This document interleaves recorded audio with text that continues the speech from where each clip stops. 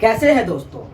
आज हम लोग बात करेंगे मैथमेटिक्स के सबसे बोल्ड ब्रांच कैलकुलस का, जो कि आप सब जानते हैं कि कैलकुलस के इन्वेंशन मिस्टर न्यूटन ने किया था। सर आइजैक न्यूटन, वही ग्रेट साइंटिस्ट जिन्होंने पूरी दुनिया को बदल के रख दिया है। आज पूरे दुनिया कैलकुलस के ही अंदर सॉल्व करे जा रहे होते हैं। हर तरह के टेक्नोलॉजी का प्रॉब्लम्स बिना कैलकुलस के संभव नहीं है। हर जगह इंटीग्रेशन और डिफरेंशिएशन का बोलबाला होता है। तो हम लोग चलते हैं इंटीग्रेशन और डिफरेंशिएशन के सफर पर, अर्थात उनके मेन फंडामेंटल्स बुक्स कैलकुलस पर।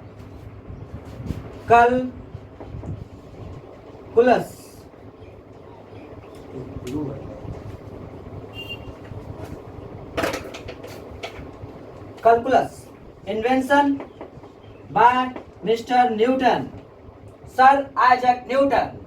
और आपको मैं बता दूं कि सबसे इंटरेस्टिंग बात यह है कि इस कैलकुलस का भी invention in duration of lockdown में हुआ है। लॉकडाउन में हुआ है दोस्तों। जब न्यूटन को कैम्ब्रिज विश्वविद्यालय में जब वो पढ़ते थे, उनके एक कॉलेज ट्रिनिटी कॉलेज में, तो वहां पर भी प्लेग फैल गया था। लगभग जो है 1965 की बातें हैं। उस टाइम जब लंदन में प्लेग फैला था तो न्यूटन को घर लौटना पड़ा था, क्योंकि पूरे लंदन में लॉकडाउन अनाउंस कर दिए गए थे, जैसे आज पूरे इंडिया में लॉकडाउन चल रहा है।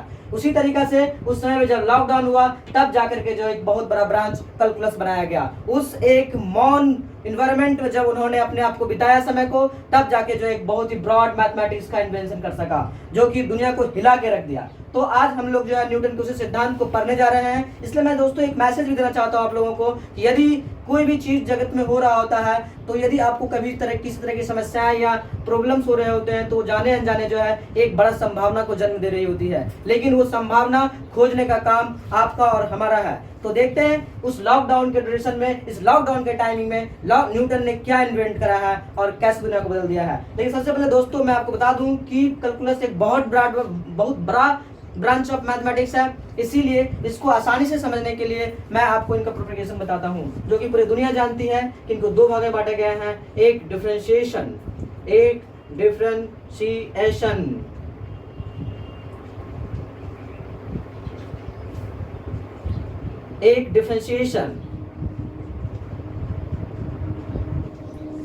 दूसरा दोस्तों इंटीग्रेशन।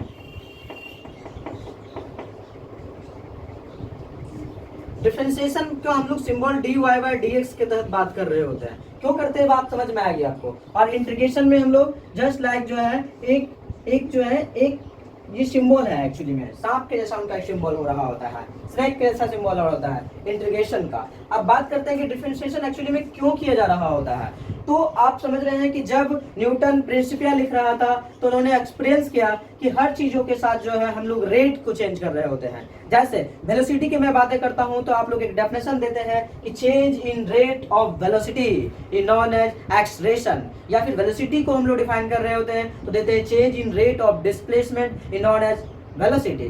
मतलब वेग, जो हमारा बात हो रही होती है वेग में परिवर्तन के दर को हम लोग त्वरण कह रहे होते हैं, और साथ ही साथ विस्थापन में परिवर्तन के दर को हम लोग वेग कह रहे होते हैं। इसके वजह से जो है मैं आपको बता दूं कि रेट, जिस भी फिजिकल पैरामीटर्स में रेट आ रहे होते हैं वहां पर जो है डिफरेंशिएशन का इस्तेमाल किया जा सकता है। जैसे मैं आपको समझाने की कोशिश करता हूं वेलोसिटी के टर्म में। वेलोसिटी के लिए हम लोग लिखते हैं एक्चुअली में S अपॉन टी। लेकिन मेरे दोस्तों आपको पता होना चाहिए कि जब हम लोग का टाइम पीरियड बहुत छोटा हो जाता है, या कोई भी जर्नी ऐसा होता है कि टाइम t1 में गए हैं और टाइम t2 में गए हैं, इनका पोजीशन किसी फ्रेम ऑफ रेफरेंस से, यदि x1 है इनका पोजीशन फ्रेम ऑफ रेफरेंस से x2 है, तो इस ड्यूरेशन में जो डिस्प्लेसमेंट हो रहा होता है वो डेल्टा x हो रहा होता है दोस्तों। Delta x means x2 minus x1 हो रहे होते हैं। साथ ही साथ जो टाइम हो रहा होता है वो डेल्टा t से बातें हो रही होती है, जो t2 माइनस t1 के रूप में देखा जा रहा होता है। तो इस तरह से कोई ड्यूरेशन में जब हम लोग बात कर रहे होते हैं, तब उस समय पर यदि मुझे चाहिए कि वेलोसिटी मिले तो हम लोग लिखते हैं delta x upon delta t। लेकिन दोस्तों ये जो हम लोग बात कर रहे होते हैं ये भी रेट से ही आया है। इन कोई भी रेट का एक एवरेज होता है और एक इंस्टेंटेनियस होता है। ये जो हम लोग देख रहे होते हैं एवरेज वेलोसिटी देख रहे होते हैं, एवरेज वेलोसिटी। दूसरी बात है, आपको ये बात पता होना चाहिए कि जब आपका टाइम टेंड्स टू 0 हो जाता है, जीरो नहीं दोस्तों, टेंस टू जीरो का मतलब जीरो नहीं, बट जीरो होने को जब बुझा रहा होता है तो वैसे साइन में हम लोग इस फंक्शन में लिमिट अप्लाई करते हैं, लिमिट अप्लाई करते हैं और साथ ही साथ डेल्टा टेंस टू जीरो की तरफ जो है शिफ्टेड रखते हैं। और इस फंक्शन को यदि आप गौर से थोड़ा सा भी आपको लिमिट का थोड़ा सा कंसेप्ट होगा तो ये फंक्शन डिफरेंशिएट हो जाते हैं। मीन्स यदि आप डिस्प्लेसमेंट को with respect to time differentiate कर देते हैं तो आपको वेलोसिटी मिल जाता है, तो आपको दोस्तों वेलोसिटी मिल जाता है। लेकिन अब बात करेंगे कि ये इंस्टेंटेनियस क्या है, ये वी इंस्टेंटेनियस है। इंस्टेंटेनियस का मतलब होता है कि जब कोई भी आप एक डिजिटल बोर्ड्स को देखते हैं, लाइक स्पीडोमीटर,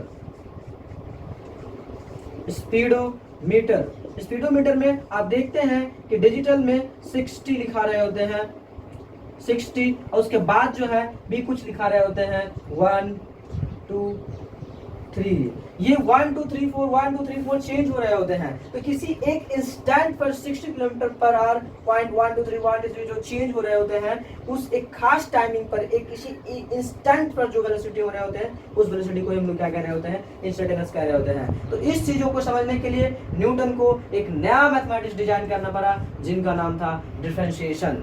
इनका नाम था डिफरेंशिएशन। मींस बहुत ही इंस्टेंट चीजों को समझने के लिए कि जो वेरिएबल्स डाटे होते हैं और किसी इंस्टेंट पे जो पूछे जा रहे होते हैं, तो वैसे कंडीशन में डिफरेंशिएशन का इस्तेमाल किया जा रहा होता है। मींस बहुत छोटे चीजों के लिए यदि आपको बड़ा करना है तो इन सेंस में जो है ना क्या हो रहा होता है, डिफरेंशिएशन का इस्तेमाल किया जा रहा होता है। जैसे हम लोग इनके कुछ फार्मूला जिन्होंने डेवलप किया न्यूटन ने डिफरेंशिएशन को समझाने के लिए, उसी तरीके से हम लोग भी उनको देखेंगे और उन पे कुछ सवाल करेंगे ताकि जो है हम लोग फिजिक्स के प्रॉब्लम को हर जगह जहां पर भी डिफरेंशिएशन अप्लाई हो रहे होंगे वहां पर इजीली कर सके। तो चलते हैं हम लोग डिफरेंशिएशन की मदद से कैसे जो है हम लोग फिजिक्स के प्रॉब्लम को सॉल्व करेंगे। लेकिन हम लोग डिफरेंशिएशन को जब तक सीखेंगे नहीं तब तक जो है इनका मजा हम लोग फिजिक्स में नहीं लूट सकते हैं। तो हम लोग सबसे पहले हमारा फंडामेंटल ड्यूटी है कि मैं आपको बताऊं कि डिफरेंशिएशन के लिए कुछ फंडामेंटल रूल न्यूटन ने क्या डिजाइन करा है।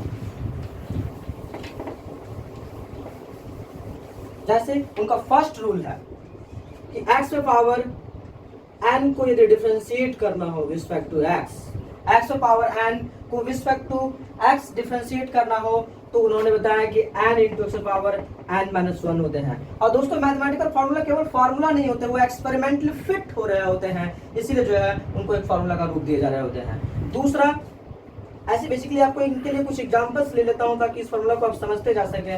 उन्होंने बताया कि जो है कि यदि x पावर 6 है और उनको डिफरेंशिएट करना है तो n का वैल्यू 6 है, मतलब 6 लिखना है और x पावर n-1 करना है। मींस 6 में 1 घटाना है, 6 में 1 घटाना है, इसलिए दोस्तों यहाँ पर 5 हो जाएगा। इसी तरीके से एक दो एग्जांपल्स और लेता हूं कि x पावर -5 है और इनको क्या करना है, डिफरेंशिएट करना है। x पावर -5 है तो इनको क्या करना है, डिफरेंशिएट करना है। तो आप जानते हैं यहाँ पर n का वैल्यू कितना है, -5 है और x पावर n-1 होते हैं, इसलिए x पावर पहले से -5 है इसलिए माइनस और 1 होगा तो -6 हो जाएंगे। नेक्स्ट कुछ प्रॉब्लम्स और लेता हूं जो आपको बता दूं कि dy/dx है और यदि उनको x पावर -2 को डिफरेंशिएट करना हो, x पावर 2 को डिफरेंशिएट करना हो तो आप जानते हैं कि -2 होगा क्योंकि ये n का वैल्यू है और x होगा और यहाँ पर n-1 होंगे, मतलब n का वैल्यू 2 है उससे -1 होंगे तो -3 हो जाएंगे। आपको मैं दोस्तों बता दूं कि कोई भी फंक्शन इसको गौर से समझने की कोशिश करिएगा, x पावर यदि 5 है और उनको क्या करना हो, डिफरेंशिएट करना हो तो जो n होते हैं वो सीधा यहाँ लिखाते हैं और x लिखा के एक पावर घट जाते हैं, मींस एज इट यू लिखा जा रहे होते हैं। दोस्तों इनके लिए और भी बहुत सारे रिलेशंस लेना चाह रहा हूं मैं ताकि आपका कॉन्सेप्ट और अच्छा हो सके। जैसे सपोज x पावर जो है -4 हो और इनको क्या करना हो, डिफरेंशिएट करना हो तो आप जानते हैं दोस्तों -4 x पावर -4 -1 मींस आप जानते हैं यहाँ पे क्या लिखाएगा, -5 लिखाएगा। प्रैक्टिस में कमी नहीं किया जा रहा होगा ताकि जो है आप छोटे छोटे प्रॉब्लम को आप सीख सके, ताकि इस फंक्शन को आप समझ सके कि x पावर n के लिए बाय हार्ट आपको क्या करने की जरूरत है, n into x power n-1, n into x power n-1। ये पूरा ध्यान से देखिएगा, फिजिक्स में सबसे ज्यादा यदि डिफरेंशिएशन का फार्मूला इस्तेमाल करा जा रहा होता है तो वो यही है, n into x power n-1। दूसरे फार्मूला की तरफ मैं शिफ्ट होता हूँ। दूसरा फार्मूला जो है पूरा c के साथ कंबाइंड होके हो रहा होता है। ओनली यदि आप किसी कांस्टेंट टर्म को इंटीग्रेट कर सिर्फ डिफरेंशिएट कर रहे होते हैं, किसी कांस्टेंट टर्म को जो डिफरेंशिएट कर रहे होते हैं उसका वैल्यू एक्चुअली में 0 होता है। इसलिए बुरा होता है, ये कोई न्यू फार्मूला नहीं है दोस्तों, ये वही फार्मूला है, क्योंकि c इंटू एक्स पे पावर इनको 0 लिखा जा सकता है। यदि आप लिखेंगे c को कांस्टेंट से बाहर निकाल लेंगे तो ये क्या हो जाएगा, एक्स पे पावर 0 का डिफरेंशिएशन हो जाएगा, एक्स पे पावर 0 का दोस्तों डिफरेंशिएशन हो जाएगा, मतलब c इंटू 0 और एक्स पे पावर 0 माइनस 1। लेकिन 0 से आप किसी चीज को मल्टीप्लाई करेंगे तो वो ओवरऑल सबको क्या कर देगा, 0 कर देगा। इसीलिए दोस्तों किसी भी कांस्टेंट टर्म का इंटीग्रेशन 0 हो रहा होता है। नेक्स्ट मैं आपको एक और सवाल लेता हूँ, उसमें क्या हो रहा होता है, इस कांस्टेंट और एक्स पावर एन को मिक्स करके एक सवाल का एक फार्मूला डिजाइन कर दिया जा रहा होता है। c into x power n minus c into x power n का डिफरेंशिएशन आपसे पूछ लिए जाएंगे।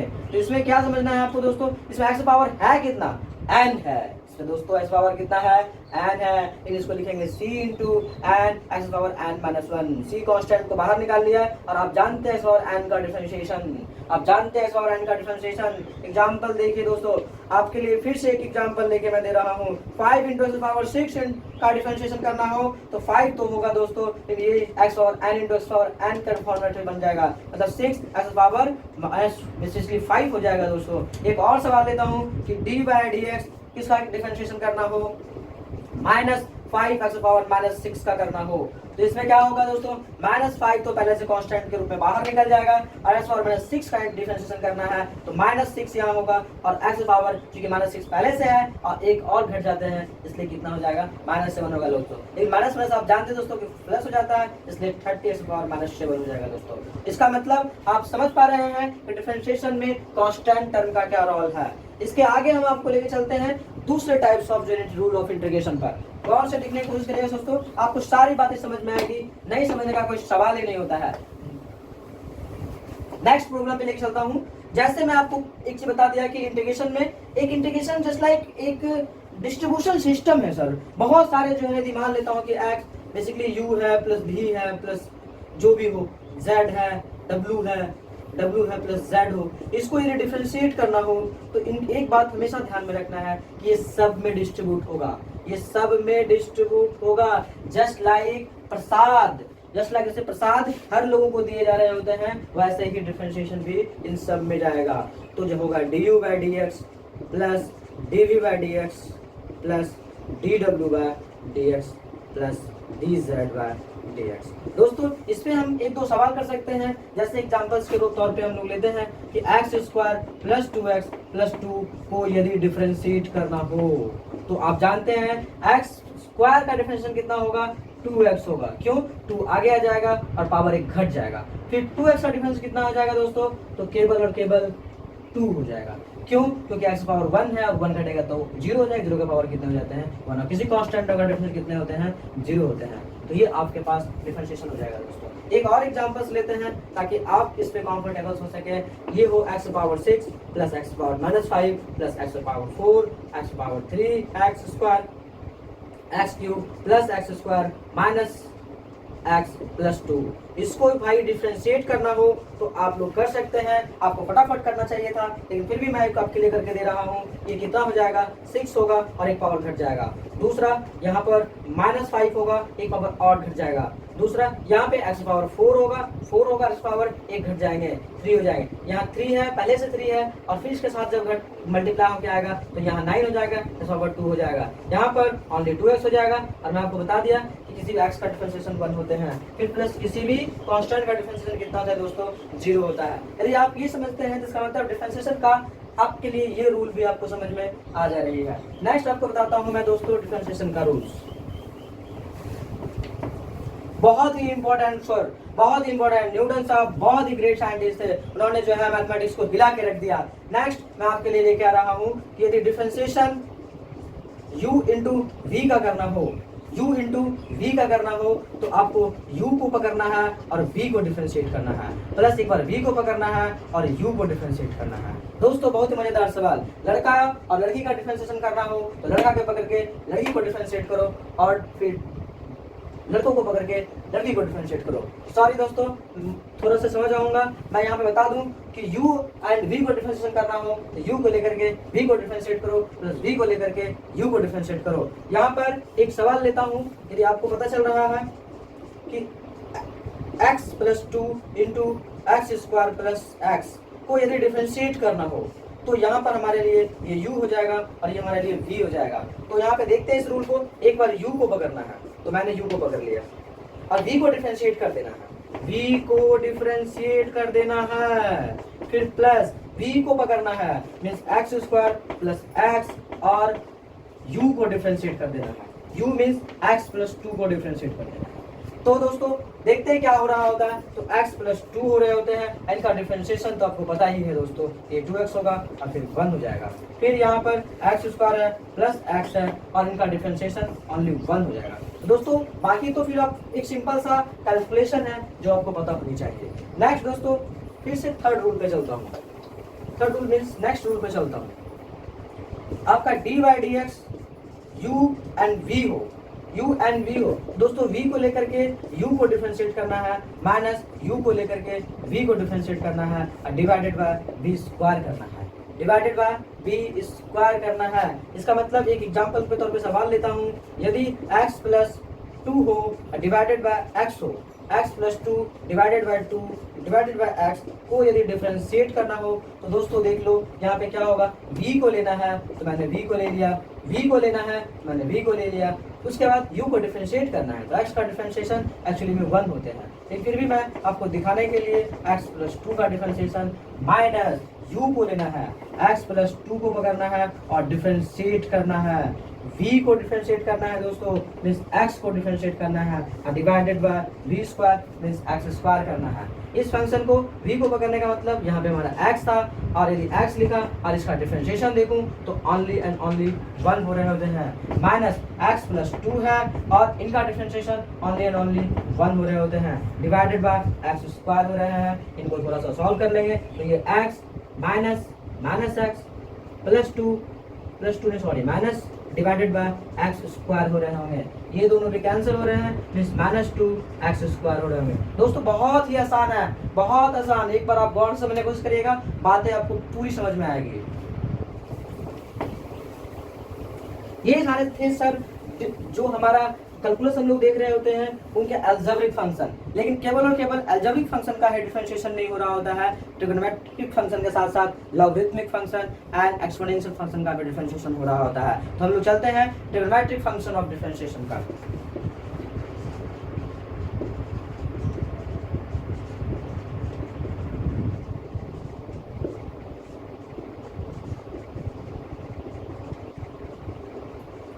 ट्रिग्नोमेट्रिक फंक्शन ऑफ डिफरेंशिएशन आपको पता होना चाहिए कि साइन एक्स का डिफरेंशिएशन सबसे पहले कॉस एक्स होते हैं, दूसरा d by d x cos x के डिफरेंशिएशन माइनस साइन एक्स होते हैं, d by d x tan x sec square x.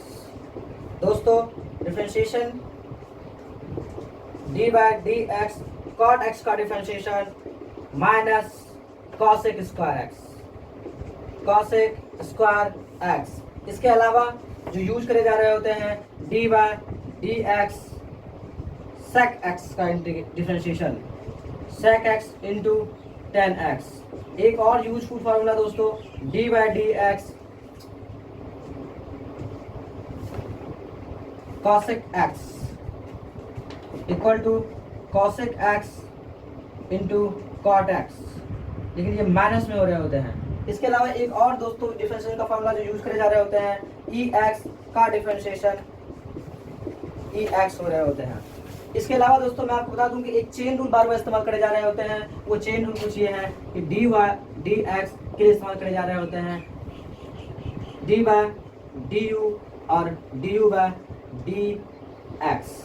बात बराबर होती है दोस्तों क्योंकि डी यू कैंसिल कर दे रहे होते हैं। केवल यही नहीं होते, बहुत बड़े चेन रूल का भी इस्तेमाल हो सकता है, d y by d x को लिखे जा सकते हैं d y by d u और डी यू बाय डी डब्ल्यू और डी डब्ल्यू by d z and d z by d x.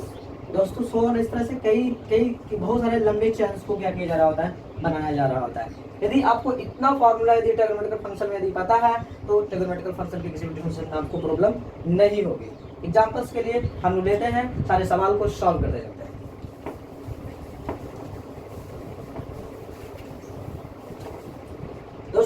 Sine x का डिफरेंशिएशन आप सब जानते हैं कॉस एक्स होता है।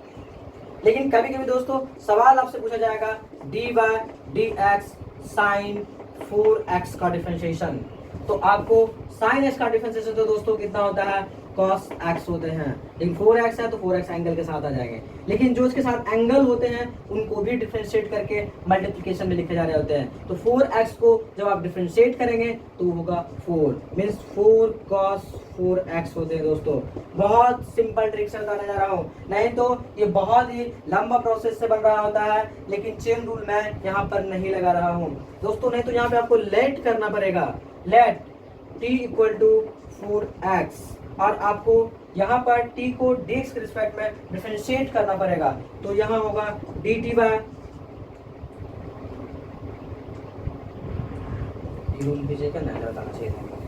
दोस्तों d by dx sine into ax plus b. Sine ax plus b को यदि डिफरेंशिएट करना हो तो आप जानते हैं दोस्तों साइन x का डिफरेंशिएशन cos x होता है, बट x के जगह पर ax प्लस बी का फंक्शन है, बट ax प्लस बी भी डिफरेंशिएट हो रहे होते हैं, तो ax प्लस बी का डिफरेंशिएशन ओनली a हो रहा होगा, इसलिए a into cos ax plus b हो जाएगा। दोस्तों बहुत सारे ऐसे सवाल हैं जो आपको बताने हैं जो ट्रिग्नोमेट्रिकल फंक्शन पे होते हैं। एक दो और लेता हूं, कुछ ऐसे sine x ax cube plus bx square plus cx plus 1, इनको dy बाय dx करना है, मीन्स डिफरेंशिएट करना है। तो दोस्तों आपको पता होना चाहिए साइन x का डिफरेंशिएशन कितना होता है, cos x होता है, बट x के जगह पर कहीं पूरा फंक्शन आ जाएगा, बिल्कुल आ जाएगा। तो क्या x cube ax cube bx square plus cx plus 1, लेकिन ये एंगल जो होते हैं ये भी रिस्पेक्ट टू x डिफरेंशिएट हो रहे होते हैं और उनके मल्टीप्लिकेशन में आ रहे होते हैं। तो कितना होगा दोस्तों, ax क्यूब का डिफरेंशिएशन 3ax स्क्वायर होगा, 2bx हो जाएंगे, फिर ओनली c हो जाएंगे, और उनका डिफरेंशिएशन तो 0 ही होता है कांस्टेंट टर्म का। तो दोस्तों मैं समझता हूँ कि आपको किसी भी तरह का ट्रिग्नोमेट्रिकल फंक्शन का डिफरेंशिएशन करना हो तो समस्याएं नहीं होगी। बहुत सारे फंक्शन है, मैंने एक एग्जांपल लिया क्योंकि आप समझ सके कि किस तरीके से हम लोग डिफरेंशिएट कर रहे होते हैं ट्रिग्नोमेट्रिकल फंक्शन को। एक और फॉर्मूला मैं कर लेता हूँ, जैसे आपको करना हो साइन e पे पावर x का डिफरेंशिएशन करना हो, तो आप जानते हैं दोस्तों साइन x का डिफरेंशिएशन cos x होते हैं, मीन्स ex होते हैं, बट ex का डिफरेंशिएशन भी ex होते हैं। लेकिन क्या इसे यहाँ लिखना उचित होगा, यहाँ पे लिखना सही डायरेक्शंस में जाएगा, तो ex इंटू cos ex हो जाएंगे।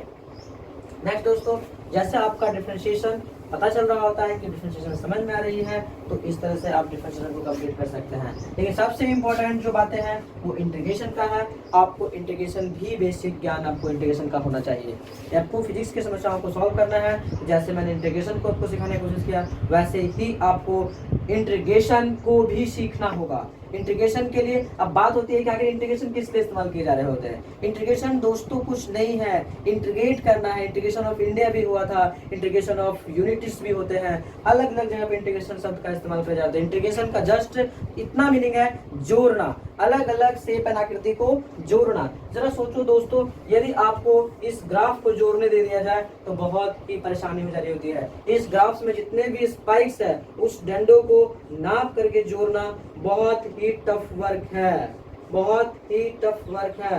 बट लेकिन इंटीग्रेशन एक ऐसा टूल है, सोचो कि एक छोटे से स्पाइक्स में कितने डंडे हो सकते हैं, इनफिनाइट नंबर्स ऑफ डंडे हो सकते हैं, एक दो गैप्स के बीच में भी इनफिनाइट नंबर ऑफ डंडे हो सकते हैं। बट इंटीग्रेशन की मदद से हम लोग क्या करेंगे, एक छोटे से स्ट्रिप, एक छोटा सा स्ट्रिप का जो हमारा क्या है विड्थ है dy है, और इनका जो हाइट है वो यदि y है, इनका जो हाइट है वो यदि, एक सिंपल सा मैं आपको बताने की कोशिश करता हूँ, एक छोटा सा कोई भी फंक्शन है तो उसका क्या लेना है मेरे दोस्तों, एक छोटा सा जो है क्या लेना है, dy लेना है, dy विड्थ लेना है, इसका हाइट यदि y है, और इनका यदि छोटा सा एरिया निकाला जाए तो वो दोस्तों dA होगा। dA means y1 into dy होगा। बहुत छोटा सा एरिया दोस्तों, लेकिन क्या ये छोटे छोटे स्ट्रिप से बने होंगे? कैसे ऐसे इनफाइनाइट स्ट्रिप से बने होंगे दोस्तों, इनफाइनाइट स्ट्रिप से मिलकर बने हुए होंगे। इसीलिए क्या DA2 होगा? बिल्कुल होगा। Y2 इंटू dy होगा। क्या DA3 होगा? बिल्कुल होगा। Y3 इंटू dy होगा दोस्तों। So on infinite number terms तक आता जाएगा। इसका मतलब मैं आपको समझाने जा रहा हूँ, इनफाइनाइट करने का मतलब मैं जोड़ते रहूंगा तब भी नहीं पूरा होगा, हमारे छोटे छोटे बच्चे जो आएंगे वो भी जोड़ते रहेंगे तब भी नहीं होगा, आपके और हमारे इस ब्रह्मांड के हर लोग जोड़ते रहेंगे छोटे छोटे अंडे को, फिर भी पूरा नहीं हो पाएगा। फिर भी आप उस एक्यूरेसी तक नहीं पहुंच पाएंगे जिस एक्यूरेसी तक महान साइंटिस्ट हमारे न्यूटन ने पहुंचा था। इसीलिए इस महान मैथमेटिक्स के ब्रांच को नमन करता हूँ। और उन्होंने एक छोटा सा ट्रिक बताया कि जो है कि DA1 प्लस DA2 प्लस जो है DA3 dot dot dot plus DAN दोस्तों क्या होगा? Y1 into DY plus Y2 into DY plus dot dot dot plus जो है YN इंटू DY। ये फंक्शन की तरह बैच हो रहा होगा, लेकिन ये सारे दोस्तों जब आप जोड़ देंगे इनफाइनाइट नंबर ऑफ टर्म्स तक तो हमारा ये A हो जाएगा।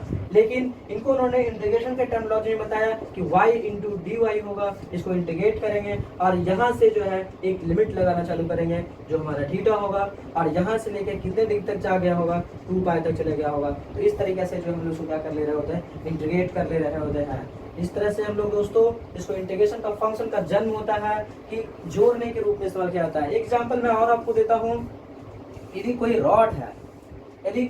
रॉड है, इसको आप बहुत सारे टुकड़े करें, बहुत सारे टुकड़े करें, बहुत सारे टुकड़े करें, इतने टुकड़े करें जितने टुकड़े संभव ना हो, इतने टुकड़े करें जो बहुत सारे टुकड़े हो। इनके छोटे से टुकड़े को मैं यदि dx कह रहा हूँ, छोटे से टुकड़े को मैं क्या कह रहा हूँ? dx कह रहा हूँ। और यदि पूरा लेंथ जो है यदि x है तो दोस्तों x इक्वल टू क्या होगा? dx dx dx dx dot dot dot अनंत काल तक, आदि अनंत काल तक दोस्तों चलता रहेगा।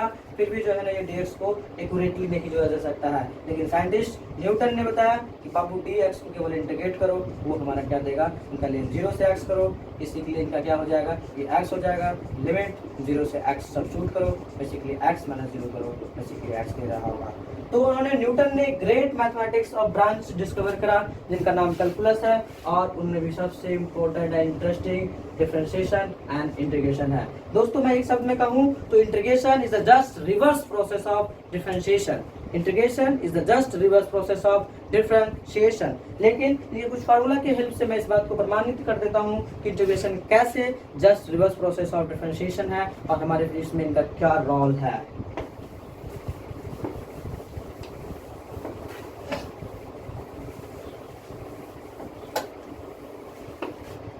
जैसे x पे पावर n इंटू dx को इंटीग्रेट करना हो तो उन्होंने रूल दिया कि x पे पावर n+1 इंटू n+1। दोस्तों बहुत ही इंपॉर्टेंट प्लस c। ऐसा इसलिए हो रहा है कि इंटीग्रेशन दो तरह की बातें हो रही होती है, एक डेफिनेट इंटीग्रल और एक इनडेफिनेट इंटीग्रल। एक इनडेफिनेट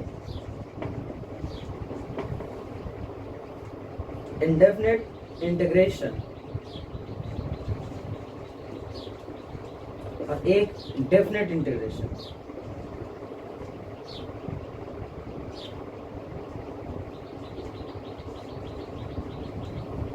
एक इनडेफिनेट इंटीग्रेशन और एक डेफिनेट इंटीग्रेशन। सबसे पहले हम लोग इनडेफिनेट इंटीग्रेशन पढ़ेंगे। इसके लिए हम लोग सी शब्द का इस्तेमाल कर रहे होते हैं। ये बातें आपको फिर से पता चल जाएगी कि सी वर्ड क्यों लगा रहे होते हैं जब भी हम इस की बात करूंगा, आगे जाकर मैं चर्चा करूंगा।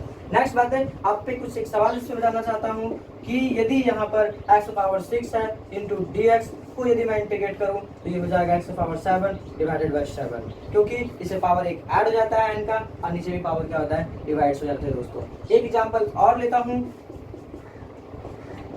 कि x पावर -5 इंटू dx को इंटीग्रेट करना हो, इसका मतलब क्या होगा? x पावर -5 पर एक ऐड होगा तो -4 होगा और नीचे भी -4 हो जाएगा, -4 हो जाएंगे दोस्तों। इसके अलावा एक और रूल मैं आपको लिखने जा रहा हूँ।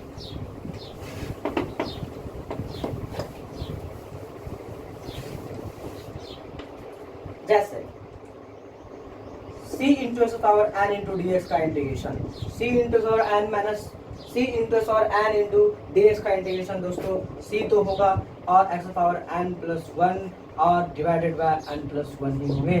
जैसे एग्जांपल लेता हूँ 6 एक्स पावर 6 का इंटू डी एक्स का integration, 6 into x power 6 suppose मैं सिंपल मैच कर रहे थे 5 ले लेता हूँ, तो आपको क्या करना है 5 को बाहर निकालना है, x power 7 divided by 7 plus c. ये इंडेफिनिट इंटीग्रेशन के लिए आ रहा है दोस्तों।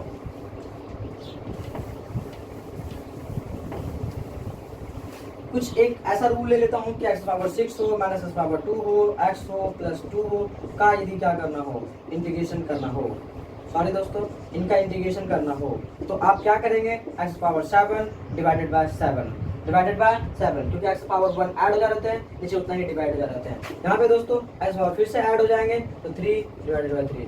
यहाँ पे भी दोस्तों क्या एक्स पावर 1 ऐड हो जाएंगे, बिल्कुल ऐड हो जाएंगे तो एक्स स्क्वायर हो जाएंगे। लेकिन किसी कांस्टेंट टर्म का इंटीग्रेशन दोस्तों एक्स हो रहा होता है, किसी कांस्टेंट टर्म का इंटीग्रेशन एक्स के साथ ऐड हो रहा होता है, इसलिए 2x हो जाएगा। ऐसा इसलिए कि जब आप किसी भी c इंटू डी एक्स को इंटीग्रेट करेंगे तो c हमारा बाहर आ जाएगा, और जब हम dx को इंटीग्रेट करेंगे तो dx बराबर दोस्तों मैंने बताया था x हो जाते हैं। ऐसा इसलिए हो जाते हैं कि मैंने बोला dx का इंटीग्रेशन x होते हैं, dm का इंटीग्रेशन m होते हैं, dv का इंटीग्रेशन v होते हैं, और साथ ही साथ du का इंटीग्रेशन u होते हैं, मीन्स d क्लास का इंटीग्रेशन दोस्तों क्लास होता है।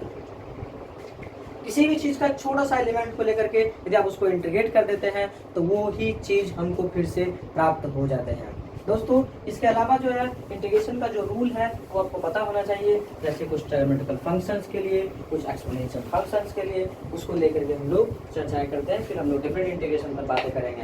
दोस्तों मैं आपको बता दूं कि इंडेफिनिट इंटीग्रेशन में ही यदि आप बात करते हैं ट्रिग्नोमेट्रिकल इंटीग्रेशन साइन थीटा का इंटीग्रेशन डी थीटा के रिस्पेक्ट में, साइन थीटा का इंटीग्रेशन दोस्तों डी थीटा के रिस्पेक्ट में, तो कहा जाता है इनका इंटीग्रेशन माइनस कॉस थीटा होते हैं, माइनस कॉस थीटा। याद रखिएगा दोस्तों बहुत ही इंपॉर्टेंट रूल है इंटीग्रेशन। जब मैं बात करता हूँ कॉस थीटा का, cos theta into d theta का, तो भी क्या हो रहा होता है साइन थीटा का इंटीग्रेशन हो रहा होता है। साइन थीटा हो जा रहा था दोस्तों cos theta into d theta का integration sine theta, sine theta. और इसके अलावा जब हम ये बात करनी होती है कि डेफिनेट्स पे ये सारे रूल्स कैसे काम कर रहे होते हैं, बेसिकली इसमें साइन कॉस का फंक्शन बहुत ज़्यादा वैरी कर रहे होते हैं, इसलिए इतना भी यदि आप याद रखते हैं तो आपके लिए काम चल जाएगा।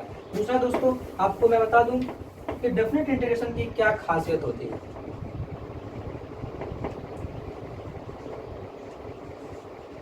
डेफिनेट इंटीग्रेशन, डेफिनेट इंटीग्रेशन में क्या हो रहा है दोस्तों, एक रेंज होता है, एक लिमिट्स होते हैं।